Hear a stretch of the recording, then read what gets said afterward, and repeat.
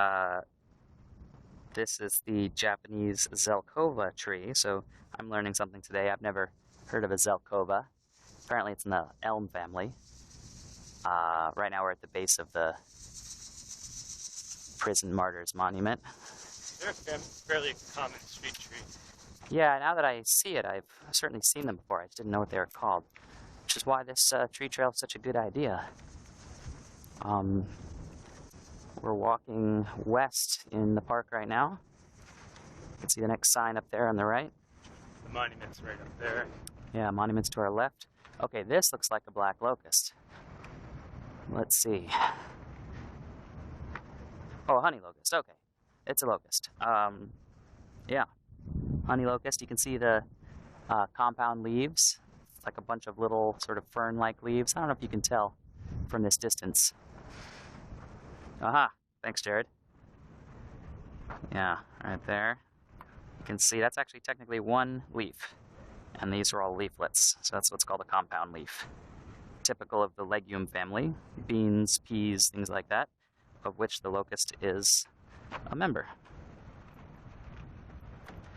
Let's see here. Nice little stand of white pines here. I don't know if they're officially part of the tree trail, but this is going to be a beautiful stand of pines in a few years when they get a little bigger.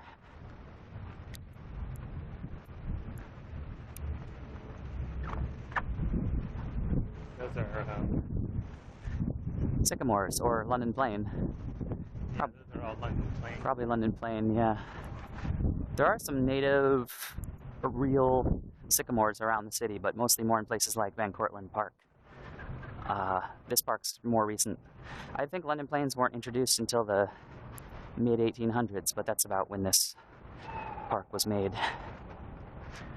Well, there's a post, probably from a sign. Oh, there on the right, there's another one. One might have disappeared here on the left.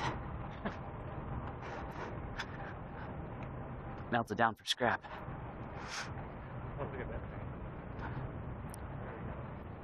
Oh, awesome.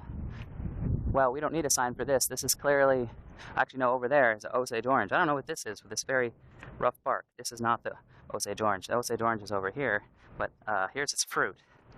And here's the trunk. It's distinctively orangish colored and furrowed, and the twigs have thorns. This is not native to this area. It's native Osage. It's named after an Indian tribe out in Oklahoma and Texas. And it's not actually an orange, but this fruit smells very citrusy. It looks kind of like a brain. Kids love it. Dogs often chase them like tennis balls, and horses like to eat it.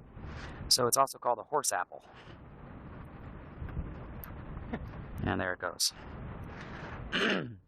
So this here, mulberry, Morris species. So I guess they didn't identify which one. Could be a paper mulberry or a white mulberry, but yes, definitely a mulberry. No fruit right now, but they do have tasty berries. They look kind of like blackberries. All right, well, so that's some trees of Fort Greene Park. Mixture of native and introduced or exotic species. And they've done a great job here trying to label them.